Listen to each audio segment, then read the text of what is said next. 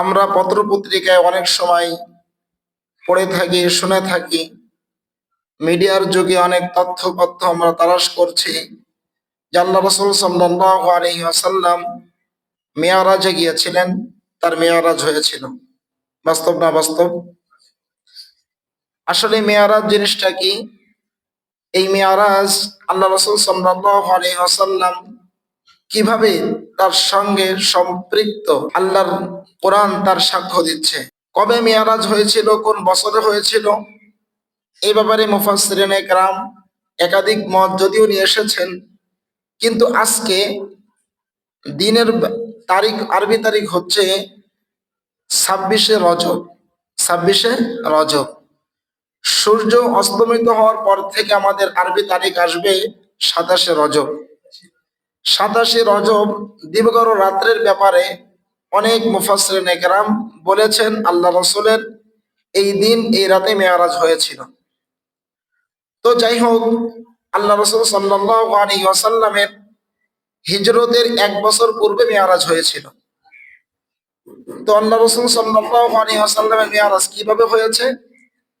একদিন আল্লাহ রাসূল সাল্লাল্লাহু আলাইহি ওয়াসাল্লাম উম্মে হানি বিনতে আবি তালিব রাদিয়াল্লাহু আনহা এর ঘরে শুয়ে আছেন। রাতে নবীজির এখনো পুরোপুরি ঘুম আসেনি, আবার পুরোপুরি জাগ্রত নয়, তিনি তন্দ্রাচ্ছন্ন আছেন। জিবরিল আলাইহিস সালাম কোন দরজা দিয়ে নয়, বরং ছাদকে ফাঁক করে জিবরিল আলাইহিস সালাম আল্লাহ রাসূলের কাছে এসেছেন। একটি ঘরের ছাদকে উন্মুক্ত করে ঘরে প্রবেশ করা, এটা কি কোনো মানুষের পক্ষে সম্ভব? সম্ভব নয়। আল্লাহর কোরআন এই কথাটা দ্ব্যর্থহীনভাবে প্রমাণ করেছে, সুবহানাল্লাযী আসরা বিআবদিহি, ওই আল্লাহ পাক রব্বুল আলামিন পবিত্র, যিনি তার বান্দাকে নৈশ ভ্রমণ করিয়েছেন, যিনি তার বান্দাকে রাত্রিকালীন ভ্রমণ করিয়েছেন। এই সুবহান শব্দের অর্থ হলো পবিত্র। সুবহান শব্দের অর্থ কি? পবিত্র। আমরা মানুষ যারা আছি, আমাদের পবিত্র কখন বলা হয়? যে ছোট হোক, বড় হোক, পেশাব হোক, পায়খানা হোক, অন্যান্য অপবিত্রতা হোক, অপবিত্র থেকে যদি আমরা পবিত্র হতে পারি তাহলে আমাদেরকে বলা হয় পবিত্র। কিন্তু আল্লাহ পাক রব্বুল আলামিনের তো কোনো জরুরত নাই, পেশাব পায়খানা অন্যান্য নাপাকি অপবিত্রতা নাই, তাহলে আল্লাহ পাক রব্বুল আলামিন কিসের থেকে পবিত্র? মুফাসসিরিনে কেরাম বলেন, সুবহান শব্দের অর্থ হচ্ছে যে আল্লাহ পাক রব্বুল আলামিন তিনি সমস্ত অক্ষমতা, অমুখাপেক্ষিতা, অপারগতা থেকে আল্লাহ পাক রব্বুল আলামিন পবিত্র। সুবহান শব্দের অর্থ সমস্ত রকম অক্ষমতা থেকে আল্লাহ পাক রব্বুল আলামিন পবিত্র। আর মানুষের পবিত্র কখন বলা হয়? যখন তিনি কোনো নাপাকি বা অপবিত্র থেকে পবিত্রতা অর্জন করেন, তখন তাকে পবিত্র বলা হয়। তাহলে আল্লাহর শানে পবিত্র আর মানুষের শানে পবিত্র অর্থ কি এক না ভিন্ন? ভিন্ন। তো আল্লাহ পাক রব্বুল আলামিন সুবহান শব্দ বলে দিয়ে দ্ব্যর্থহীন ভাষায় ঘোষণা করে বলতেছেন যে আমি যে আমার বান্দাকে নৈশ ভ্রমণ করিয়েছি, এটা প্রত্যেকটা মানুষের পক্ষে, মানুষের দ্বারা যদিও এটা অসম্ভব, অপারগতার পরিচয়, কিন্তু আমি আল্লাহ পাক রব্বুল আলামিন বলতেছি আমি তো পবিত্র, আমি তো সমস্ত জিনিসের ব্যাপারে আমি সক্ষম, আমি অক্ষম নই। মুহতারাম হাজরিন, আল্লাহ পাক রব্বুল আলামিন তার কোরআনের মধ্যে সুবহান শব্দ বলে দিয়ে বলতেছেন যে আমি সমস্ত অক্ষমতা থেকে সক্ষম, অক্ষমতা থেকে সক্ষম। তো আল্লাহ পাক রব্বুল আলামিন জিবরিল আলাইহিস সালামকে নির্দেশ করেছেন, তুমি যাও উম্মে হানির ঘরে, তুমি যাবে দরজা দিয়ে নয়, বরং ছাদের উপর দিয়ে, ছাদকে ফাঁকা করে তুমি তার সেই ঘরের মধ্যে প্রবেশ করে আল্লাহ রাসূলকে ওইখান থেকে উঠিয়ে নিয়ে আসো। এটা কি কোনো মানুষের পক্ষে সম্ভব? সম্ভব নয়। সম্ভব কার পক্ষে? আল্লাহর পক্ষে। তো আল্লাহ পাক রব্বুল আলামিন সুবহান শব্দ দিয়ে বলে দিলেন যে মেরাজের এ টু জেড পূর্ণ ঘটনাটাই, পরিপূর্ণ ঘটনাটাই, এটা মানুষের পক্ষে যদি অসম্ভব, কিন্তু আল্লাহর পক্ষে সম্ভব। মানুষের ক্ষেত্রে যদিও অক্ষমতার পরিচয় এখানে রয়েছে, কিন্তু আল্লাহর পক্ষে সক্ষমতার পরিচয় রয়েছে। মুহতারাম হাজিরিন, তো আমি আপনাদের সামনে আল্লাহ পাক রব্বুল আলামিন আল্লাহ রসুলকে নিয়ে যতগুলি সক্ষমতার পরিচয় দিয়েছেন এর মধ্যে কয়েকটি সক্ষমতার আলোচনা করব ইনশাআল্লাহ। এক নম্বর হচ্ছে জিবরিল আলাইহিস সালামকে আল্লাহ পাক রব্বুল আলামিন নির্দেশ করেছেন, তুমি ছাদ ফাঁকা করে আল্লাহ রসুলকে এখান থেকে নিয়ে চলে আসো। এটা কি মানুষের পক্ষে সম্ভব? না। সম্ভব কার পক্ষে? আল্লাহর পক্ষে। এক নাম্বার, আল্লাহ পাক রব্বুল আলামিনের নির্দেশে যখন জিবরিল আলাইহিস সালাম আল্লাহ রাসূলকে উম্মে হানি রাদিয়াল্লাহু আনহার ঘর থেকে তুলে নিয়ে কাবা শরীফের পাশে হাদিমের জায়গায় আসলেন, এখানে এসে আল্লাহ রাসূল সাল্লাল্লাহু আলাইহি ওয়াসাল্লাম সিনা মুবারক ফেড়ে কয়েকজন ফেরেশতা জান্নাতের একটি পাত্র নিয়ে আসলো। জান্নাতের পাত্রের মধ্যে আল্লাহ রাসূল সাল্লাল্লাহু আলাইহি ওয়াসাল্লামের পুরা আপনার ওপেন সার্জারি যেটা বলি আমরা, বুক ফেড়ে এর মধ্য থেকে হার্ট বের করে ওই জান্নাতি পাত্রের মধ্যে রাখলেন, এরপরে পরিষ্কার করে আবার ওখানে লাগিয়ে দিলেন। অথচ আল্লাহ রাসূল সাল্লাল্লাহু আলাইহি ওয়াসাল্লামের এত বড় ওপেন সার্জারি হয়েছে, এত বড় হার্ট অপারেশন হয়েছে, কোনো অস্ত্রের প্রয়োজন হয় নাই, কোনো বুকে সেলাইয়ের দাগ নাই। এটা কি মানুষের পক্ষে সম্ভব? অস্ত্র ছাড়া, সেলাই ছাড়া ওপেন হার্ট সার্জারি করা সম্ভব নাই। কিন্তু আল্লাহ পাক রব্বুল আলামিন বলে দিয়েছেন, সুবহান, তোমরা মানুষের পক্ষে এসব যদিও অক্ষমতার পরিচয় রয়েছে, আমি আল্লাহর পক্ষে এখানে সক্ষমতার পরিচয় রয়েছে। এরপরে আল্লাহ রাসূল সাল্লাল্লাহু আলাইহি ওয়াসাল্লামকে একটি বাহনে করে সেই মসজিদে হারাম থেকে মসজিদে আকসা বাইতুল মুকাদ্দাসে নিয়ে গেলেন জিবরিল আলাইহিস সালাম। কিসে করে নিয়ে গিয়েছেন? আমরা অনেক সময় যদি অনেক গল্প, হাস্যকর গল্প শুনতে পাই, কিন্তু হাদিসের ভাষ্য অনুযায়ী হাদিসের মধ্যে এসেছে আল্লাহ রসুলকে ওই মেরাজের রাতে যে বাহনে করে মসজিদে হারাম থেকে মসজিদে আকসা বাইতুল মাকদিস পর্যন্ত নেওয়া হয়েছিল, এইটার যে জন্তুই নেওয়া হয়েছিল, এই জন্তুটা ছিল হলো ঘোড়ার থেকে ছোট, খচ্চরের থেকে বড়। ঘোড়ার থেকে ছোট, খচ্চরের থেকে বড়। খচ্চর বড় না ঘোড়া বড়? ঘোড়া বড়। ঘোড়ার থেকে ছোট, খচ্চরের থেকে বড়, এতটুকুই ইবারতের মধ্যে এসেছে। এই বাহনটা কত দ্রুত চলতে পারেন? হাদিসের পাতার মধ্যে আসে যে ওই বাহনের ওই জন্তুর দৃষ্টি যতদূর পর্যন্ত গিয়ে পড়ে, একবারে অতদূর পর্যন্ত এই বাহনটি যেতে পারেন। সুবহানাল্লাহ বলবেন না? এই অল্প সময়ের মধ্যে আল্লাহ রাসূল সাল্লাল্লাহু আলাইহি ওয়াসাল্লামকে একেবারে মসজিদে হারাম থেকে মসজিদে আকসায় এই বাহনে করে জিবরিল আলাইহিস সালাম নিয়ে গেলেন। মসজিদে আকসার মধ্যে সমস্ত পয়গম্বর, সমস্ত রসুল যারা আছেন, সব পয়গম্বর রসুলদেরকে আল্লাহ পাক রব্বুল আলামিন একত্র করলেন। প্রশ্ন জাগে কেন একত্র করলেন?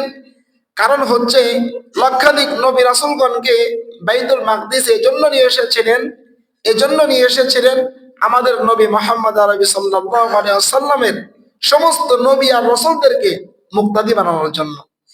সুবহানাল্লাহ বলবেন না? সমস্ত রাসূল, সমস্ত আম্বিয়া কিরাম তারা অপেক্ষমান, সকলে অপেক্ষা করছেন। জিবরিল আলাইহিস সালাম ইতিমধ্যে মসজিদে হারাম থেকে নিয়ে মসজিদে আকসায় উপনীত হয়েছেন, চলে গিয়েছেন আল্লাহ রাসূল সাল্লাল্লাহু আলাইহি ওয়াসাল্লামকে নিয়ে। সমস্ত পয়গম্বরগণ এখানে উপস্থিত আছেন, সমস্ত নবী রাসূলরা তারা এখানে অপেক্ষমান। কার জন্য অপেক্ষা করছেন? কার জন্য তারা ওয়েট করছেন? কিছুক্ষণ পর আমাদের প্রিয় নবী হযরতে মুহাম্মদ আরবি সাল্লাল্লাহু আলাইহি ওয়াসাল্লাম এখানে উপস্থিত। যাওয়ার পরে আল্লাহ পাক রব্বুল আলামিন সমস্ত নবী এবং রাসূলদেরকে একত্র করে 2 রাকাত নামাজের ব্যবস্থা করলেন। এখন নামাজের ব্যবস্থা করার পরে সমস্ত নবী এবং রাসূলরা দাঁড়িয়ে আছেন। সমস্ত নবী এবং রাসূলরা দাঁড়িয়ে আছেন, ইমামতি করবেন কে? সামনে যাওয়ার কেউ সাহস পাচ্ছেন না, কেউ যাচ্ছেন না। সামনে কেউ যাচ্ছেন না, সবাই অপেক্ষমান। আজকের এই বিরাট এই মজমার, এই জামাতের, এই নামাজের কে করবে ইমামতি? কার অপেক্ষায় সবাই রয়েছে? সকলে রয়েছে। হযরত জিবরিল আলাইহিস সালাম আল্লাহ রাসূল সাল্লাল্লাহু আলাইহি ওয়াসাল্লামকে নিয়ে সমস্ত পয়গম্বর এবং রাসূলদেরকে অতিক্রম করে ইমামতির জায়গায় তাকে দাঁড় করিয়ে দিলেন। এ কথাই একজন শায়ের তার কবিতার মধ্যে বলেছেন, মারতাবে কিয়া কাহা দিয়ে সবে মিয়ারাজ মে আম্বিয়া সব মুক্তাদি থে और इमामत आपकी। अंबिया सब मुक्तदी थे और इमामत आपकी। আমাদের নবী মুহাম্মদ আরবি সাল্লাল্লাহু আলাইহি ওয়াসাল্লামকে আল্লাহ পাক রব্বুল আলামিন মেরাজ রজনীতে বাইতুল মুকাদ্দাসের মধ্যে নিয়ে গিয়ে আল্লাহ রাসূল সাল্লাল্লাহু আলাইহি ওয়াসাল্লামকে সম্মানিত করেছেন। সমস্ত পয়গম্বর এবং রাসূলদেরকে আল্লাহ পাক রব্বুল আলামিন মুক্তাদি বানিয়েছেন। আমাদের নবী মুহাম্মদ আরবি সাল্লাল্লাহু আলাইহি ওয়াসাল্লামকে সমস্ত নবী এবং রাসূলদের ইমাম বানিয়েছেন। এই নবীর উম্মত আমরা, এই নবীর উম্মত আমরা, কত ভাগ্যবান আল্লাহ আমাদের করেছেন। তাহলে মসজিদে হারাম থেকে মসজিদে আকসা অর্থাৎ আল্লাহ রাসূল সাল্লাল্লাহু আলাইহি ওয়াসাল্লামকে জিবরিল আলাইহিস সালাম নিয়ে গেলেন।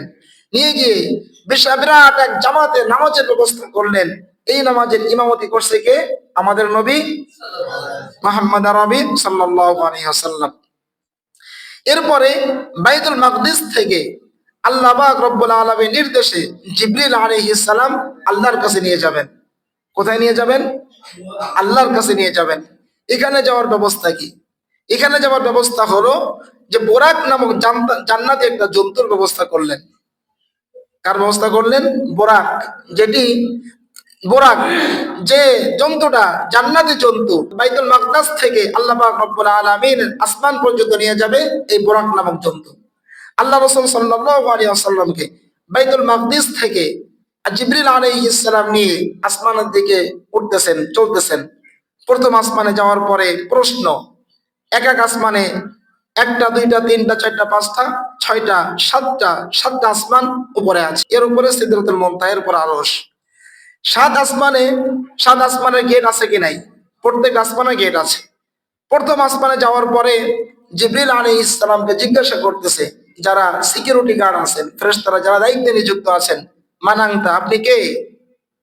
জিবরিল আলাইহিস সালাম পরিচয় দিয়েছেন, আনা জিবরিল, আমি জিবরিল।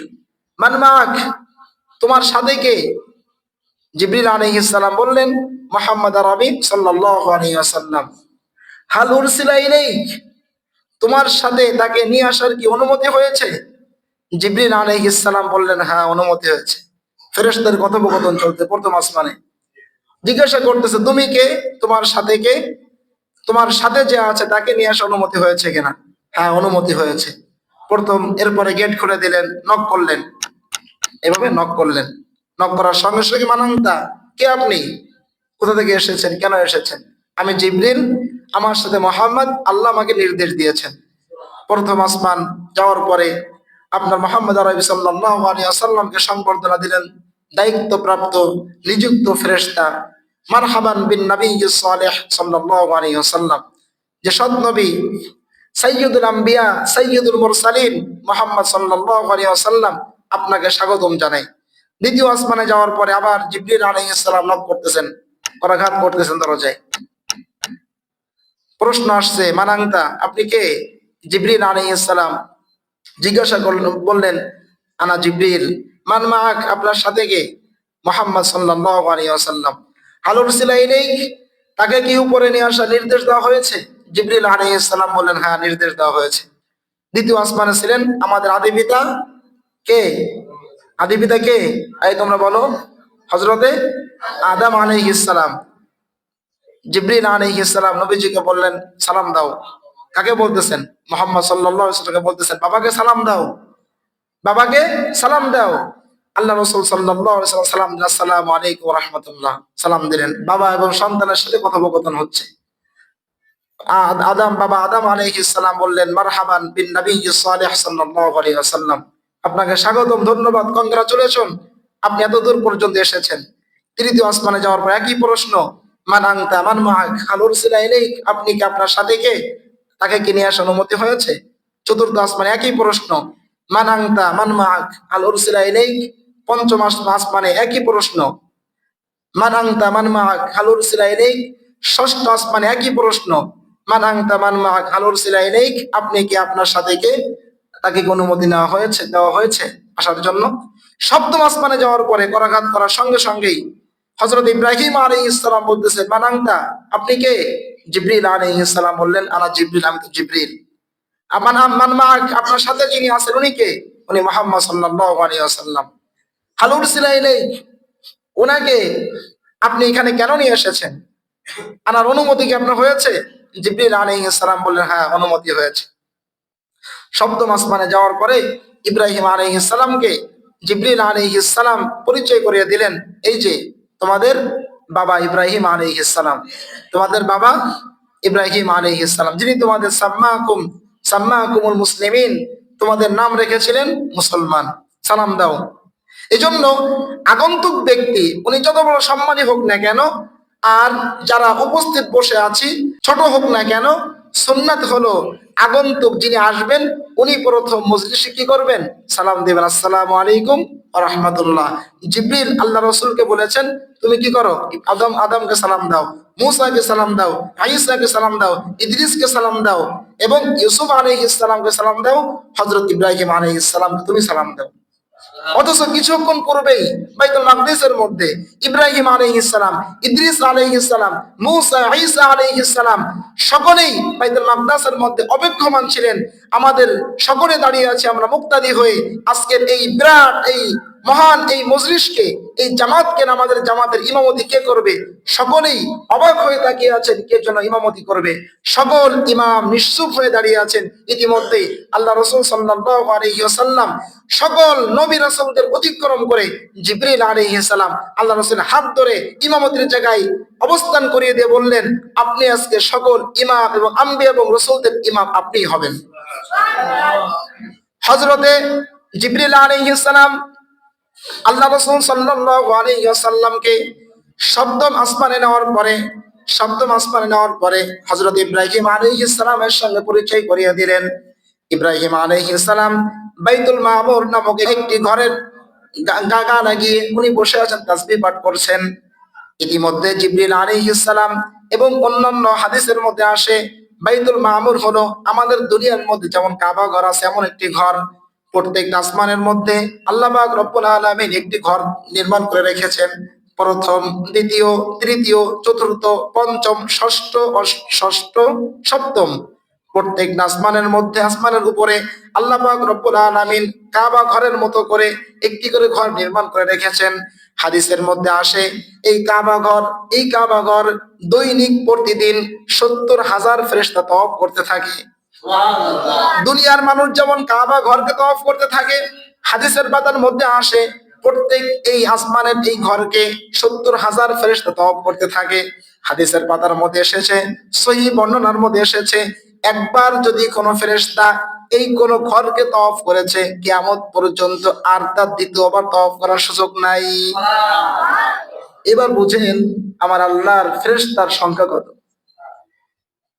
দুনিয়ার প্রথম আসমানের উপরে যে ঘরটি রয়েছে তার নাম হলো বাইতুল ইজ্জা, সপ্তম আসমানের উপরে যে ঘরটি রয়েছে তার নাম হলো বাইতুল মামুর। এই বাইতুল মামুর আর অন্যান্য প্রত্যেকটা ঘরের মধ্যে দৈনিক কত ফেরেশতা তওয়াফ করতেছে? 70,000।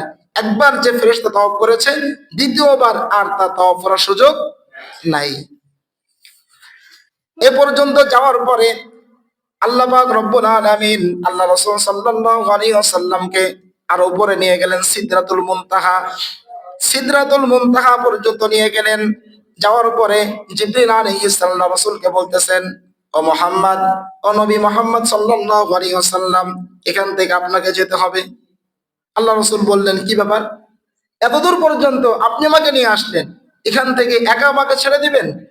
জিবরিল আলাইহিস সালাম বললেন, ফুরুগে তাজাল্লি বাসুসাত পারাম, ওগো আমার নবী, আপনি যে আপনার সঙ্গে আমাকে যেতে বলতেছেন, সিদরাতুল মুনতাহার পরে যদি আমি যাই, আল্লাহর নূরের তাজাল্লি এত বেশি, আমার বড় বড় পাখা সবগুলি পুড়ে ছাই হয়ে যাবে যদি আমি এই স্থান অতিক্রম করে সামনে যাই। জিবরিল আলাইহিস সালাম বলতেছেন, ফুরুগে তাজাল্লি বাসুসাত পারাম, আমি সামনে অগ্রসর হওয়ার সঙ্গে সঙ্গেই আমার সমস্ত বড় বড় পাখাগুলি আল্লাহ পাক রব্বুল আলামিনের তাজাল্লিতে পুড়ে ছারখার হয়ে যাবে। আল্লাহ রাসূল সাল্লাল্লাহু আলাইহি ওয়াসাল্লাম ওইখান থেকে সামনে অগ্রসর হচ্ছেন, আল্লাহর কাছে যাচ্ছেন। যাওয়ার পরে আল্লাহ পাক রব্বুল আলামিনের কাছে আল্লাহ রাসূল সাল্লাল্লাহু আলাইহি ওয়াসাল্লাম পৌঁছে গেলেন। এখন আল্লাহ রাসূল সাল্লাল্লাহু আলাইহি ওয়াসাল্লাম যে নবীজি যে আল্লাহর কাছে গিয়েছেন, হাদিয়া নিয়ে যাবেন না? 3 প্রকার হাদিয়া নিয়ে গিয়েছেন। কত প্রকার? 3 প্রকার, যেটা আমরা প্রত্যেক ফরজ নামাজের মধ্যে পড়ে থাকি। আত্তাহিয়াতু লিল্লাহি ওয়াস সালাওয়াতু ওয়াত তাইয়্যিবাত। আল্লাহ পাক রব্বুল আলামিনের কাছে আল্লাহ রাসূল সাল্লাল্লাহু আলাইহি ওয়াসাল্লাম বললেন, ওগো আল্লাহ, আমি আপনার কাছে হাদিয়া নিয়ে এসেছি। আমার জীবনের যত মৌখিক ইবাদত আছে সবকিছু আপনার সন্তুষ্টির জন্য। আমার জীবনের যত শারীরিক ইবাদত আছে সবকিছু আপনার সন্তুষ্টির জন্য। 3 নাম্বার, আমার জীবনের যত অর্থের ইবাদত আছে সবকিছু আপনার জন্য। আল্লাহ পাক রব্বুল আলামিন আল্লাহ রাসূলকে বললেন, আসসালামু আলাইকা আইয়ুহান নাবিয়্যু ওয়া রাহমাতুল্লাহি ওয়া বারাকাতুহু। হে নবী, আপনার উপর শান্তি রহমত বর্ষিত হোক।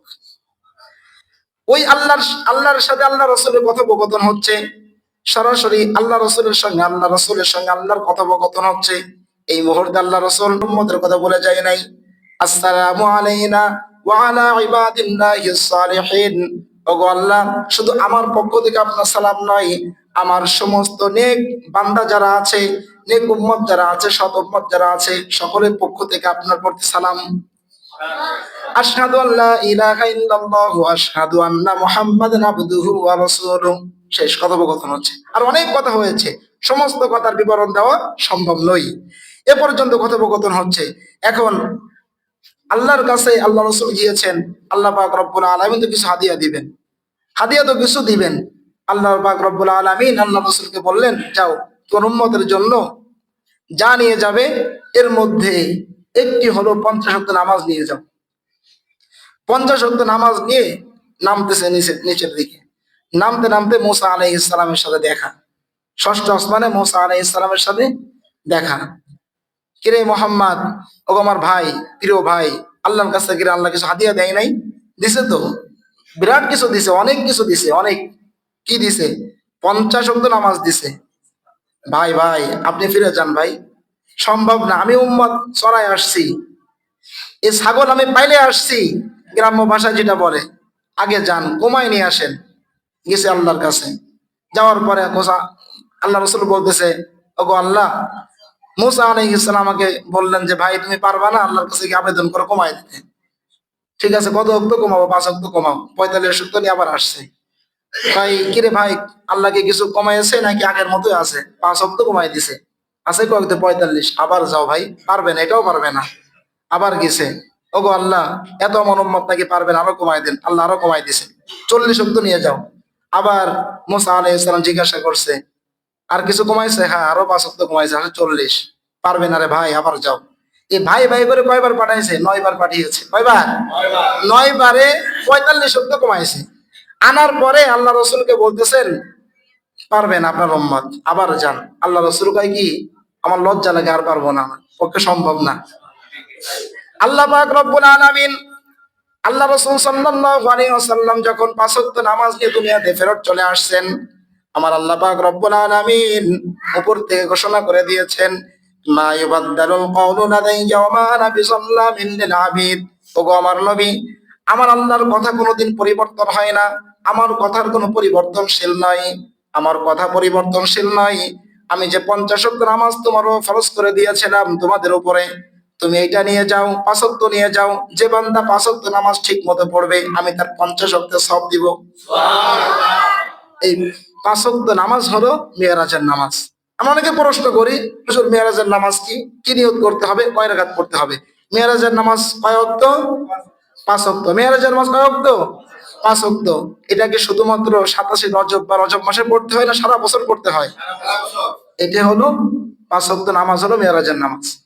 অনেক প্রশ্ন আমরা সম্মুখীন হয়ে যায় যে হুজুর মেরাজের নিয়ত কি করব, নামাজ কয় রাকাত পড়বো, কি নামাজ পড়বো? হাদিসের মধ্যে আসে মেরাজের নামাজ হলো 5 ওয়াক্ত নামাজ, যেটা প্রত্যেকটা উম্মতে মুহাম্মাদের উপরে প্রতিদিন 5 ওয়াক্ত নামাজ পড়া ফরজ। এটাই হলো মেরাজের নামাজ। মুহতারাম হাজিরিন, এতদূর পর্যন্ত আল্লাহ রাসূল সাল্লাল্লাহু আলাইহি ওয়াসাল্লাম চোখের পলকের মধ্যে এতদূর ভ্রমণ করে মক্কার মধ্যে চলে এসেছেন। কুফফাররা অস্বীকার করে বসে, যেটা সম্ভব না। কিন্তু আল্লাহ পাক রব্বুল আলামিন 1400 বছর পূর্বে একথা জানতেন কিনা যে আজ থেকে 1400 বছর পরে আমেরিকার একজন মহাবিজ্ঞানী নীল আর্মস্ট্রং, তিনি 1400 বছর পরে চন্দ্রের দেশে আগমন করবেন। একথা কি আল্লাহ জানতেন? একথা আল্লাহ জানতেন না? অবশ্যই জানতেন। আল্লাহ নবীকে যখন দুনিয়াতে পাঠিয়েছেন, আল্লাহ নবী চলে যাওয়ার 1400 বছর পরে আমেরিকার একজন মহাবিজ্ঞানী, একজন বিজ্ঞানী নীল আর্মস্ট্রং যে চন্দ্রের দেশে ভ্রমণ করবেন, এই কথা কি আল্লাহ পাক রব্বুল আলামিন জানতেন না? অবশ্যই জানতেন। কিন্তু আধুনিক বিজ্ঞানীরা তারা অনেক সময় তারা এই বিষয়ে শত শত শতাব্দীর পর শতাব্দী গবেষণা করতে করতে তারা গৌরবান্বিত হয়েছে যে আমরা শুধু পৃথিবী নয়, পৃথিবী পার হয়ে পৃথিবীর উপরে যে মহাশূন্য আছে, মহাশূন্যের মধ্যে চন্দ্রের দেশেও আমরা ভ্রমণ করেছি। আমার নবী যদি এই মহাশূন্য অতিক্রম করে সাত আসমান ভেদ করে আল্লাহর কাছে যদি না যেতেন, আধুনিক বিজ্ঞানীরা তারা প্রশ্ন করে বসতো, তোমরা কি নবীর অনুসরণ করো? তিনি কোনদিন মহাশূন্য ভ্রমণ করে নাই। প্রশ্ন করতো না? আল্লাহ পাক রব্বুল আলামিন, আল্লাহ পাক রব্বুল আলামিন এই কথাকে দৃষ্টান্ত দিয়ে চ্যালেঞ্জ ছুড়ে দিয়েছেন, তোমরা শুধুমাত্র মহাশূন্যের মধ্যে চন্দ্রের জগৎ ভ্রমণ করেছো, আমার নবী সপ্তম আসমান অতিক্রম করে আরশের মালিক আমি আল্লাহর কাছে আমার নবী এসেছে। সুবহানাল্লাহ। এই যে পৃথিবীটা আমরা দেখছি না, জেনারেল ভাইরা অবশ্যই বুঝবো, এই পৃথিবীটা কিন্তু একেবারে ডিমের মতো চ্যাপ্টা না, আবার বলের মতো গোলও না। তাহলে কিসের মতো? কমলার মতো। উত্তর এবং দক্ষিণ মেরুর থেকে একটু চ্যাপ্টা, কমলার মতো। কমলা যেমন উপরে এবং নিচে চ্যাপ্টা থাকে, পৃথিবীটা ঠিক ঠিক এরকম। তো এই পৃথিবীকে বেষ্টন করে আছে একটি মহাশূন্য, পৃথিবীকে বেষ্টন করে আছে একটা মহাশূন্য। এই মহাশূন্যের মধ্যে যত চন্দ্র, নক্ষত্র, সূর্য, তারা যা আছে সবই পৃথিবীর উপরে, মহাশূন্যের মধ্যে, মহাশূন্যের শেষে কিন্তু না। এই মহাশূন্যের মধ্যে সে অবস্থান করছে। আমাদের এই আধুনিক বিজ্ঞানীরা তারা পৃথিবীর স্থান অতিক্রম করে, সীমানা অতিক্রম করে প্রথম মহাশূন্যের মধ্যে চন্দ্রের জগতে তারা গিয়েছিল। এখন প্রথম মহাশূন্যের দূরত্বটা কত? মুফাসসিরিনে কেরাম তাদের কিতাবের মধ্যে বলেন যে পৃথিবীর উপরে যে প্রথম মহাশূন্য আছে, এই মহাশূন্যের এক প্রান্ত থেকে আর এক প্রান্তের দূরত্ব হলো 500 বছরের। সুবহানাল্লাহ বলবেন না? এক প্রান্ত থেকে আর প্রান্তের দূরত্ব কত? 500 বছরের। এখন বলেন তো, পৃথিবী থেকে চন্দ্র জগতের দূরত্ব কি 500 বছরের? না, অল্প কিছু দিনের। যদি 500 বছরের হতো, কোনো মানুষের পক্ষে ভ্রমণ করা সম্ভব? এই পৃথিবীকে যে মহাশূন্য বেষ্টন করে আছে, কঠিন এই যে মহাশূন্য বেষ্টন করে আছে, মহাশূন্যের দূরত্ব কত? 500 বছর। এই মহাশূন্যের উপরে প্রথম আসমান রয়েছে। কোন আসমান? এই প্রথম আসমানের দূরত্ব নিচ থেকে উপর পর্যন্ত দূরত্ব হলো 500 বছরের। এভাবেই প্রত্যেকটা মহাশূন্য, 7টি মহাশূন্য রয়েছে আর 7টি আসমান রয়েছে। এই 7টি মহাশূন্যের প্রত্যেকটা দূরত্ব হলো 500 বছরের। এত দূরত্বের মধ্যে দিয়ে আল্লাহ পাক রব্বুল আলামিন আল্লাহ রাসূল অতিক্রম করে আসমান পর্যন্ত তার আরশের মালিক আল্লাহর কাছে নিয়ে গিয়েছেন। এখন কি বিজ্ঞানীদের এই কথা বলার সুযোগ আছে তোমাদের কোন নবীর অনুসরণ তোমরা করছো যে নবী মহাশূন্য অতিক্রম করতে পারে না? তোমরা তো শুধু অতিক্রম করেছো আল্লাহ পাক রব্বুল আলামিন পৃথিবীকে একটু পার হয়ে মহাশূন্যের মধ্যে যে চন্দ্র জগৎ রয়েছে, এই জগৎ তোমরা অতিক্রম করেছো। আমার নবী শুধু একটি একটি মহাশূন্য নয়, একটি, দুইটি, তিনটি, চারটি, পাঁচটা, সোজা 7টি মহাশূন্য, 7টি আসমানকে ভেদ করে আমি আল্লাহ রব্বুল আলামিনের কাছে আমি আল্লাহর নবীকে আমি নিয়ে এসেছি। সেই নবীর উম্মত আমরা। মুহতারাম হাজিরিন, এটা হলো আসমানের দূরত্ব। আর অনেক কথা এখানে রয়ে গিয়েছে, এত কথা বলার সময় নাই। আল্লাহ পাক রব্বুল আলামিন যেন মিরাজের রজনীতে আল্লাহ পাক রব্বুল আলামিন আমাদের নবী মুহাম্মদ আরবি সাল্লাল্লাহু আলাইহি ওয়াসাল্লামকে যে হাদিয়া দিয়েছেন 5 ওয়াক্ত নামাজ, এটা পড়বো তো ইনশাআল্লাহ। পড়বো তো ইনশাআল্লাহ। মিরাজের নির্দিষ্ট কোনো নামাজ নাই, কোনো নিয়ত নাই, কোনো রাকাত নাই, আছে 5 ওয়াক্ত নামাজ, যেটা আমরা সব সময় পড়তে পারি। আল্লাহ পাক রব্বুল আলামিন আমাদেরকে সব সময় 5 ওয়াক্ত নামাজ যেন সময় আদায় করতে পারে সেই তৌফিক দান করেন।